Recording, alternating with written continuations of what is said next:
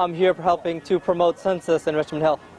It's really just a count of the population. It's particularly important to Richmond Hill because in 2000 census, 4 out of 10 people returned their forms. That means 6 people out of every 10 persons did not return their forms in this neighborhood. And you can see it in our roads.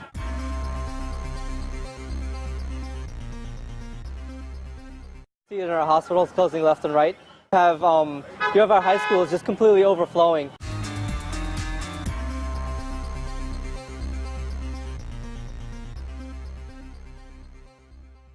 We have no senior center in this area. These are really some of the impacts on our community, and the biggest barriers to getting people to complete the form has been just awareness. When you get your form in the mail, open it up, fill it out. It's 10 questions, 7 questions for each additional person. Mail it back right away.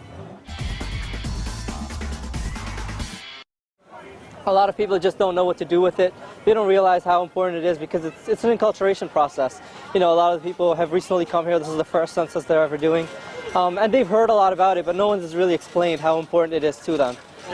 Well, at the end of this year, if people, the more people fill out their forms, President Obama is going to do a remuneration process. So they're going to ultimately redistrict the community. Part of the problem that we have in Richmond Hill and in South Queens is that we're not properly represented in any of the elected bodies, at the local city council, at the state assembly, and Congress, and we are a significant population group in this area. They've gerrymandered this area. They've cut a line in the middle of the ethnic community because there's a sense that the community would vote in a block for one ethnic representation. And I personally don't know how true that is, but that is what the general conception in the area is. We're hopefully going to have fairer representation of the community if we have an increased participation rate this time. Right, Caribbean community, just in New York, not only New York, Queens is actually one of the most, the most diverse place in the world. And with that community, people don't get counted. People are generally, reluctant to do anything that has to do with the government, right? They definitely don't want to fill anything out. So this pamphlet right here talks about Title 13 protection under the Constitution, which means that the Census Bureau can't breach your information at all. Your information can't go to the IRS. If you owe child support, they can't take this and use it against you. If your results on that form are completely confidential, and anyone who was to breach this information would be subject to $250,000 fine or 5 years in prison. So they take it very seriously. Also knowing what the population is just for emergency planning and statistics. The most controversial question on the census form has been the ethnicity question.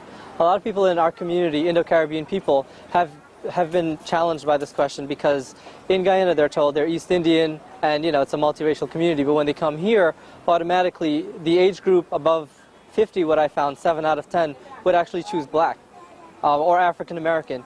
They choose that because they've always been told, or they've been told since they got here, that if you're not white, you're black.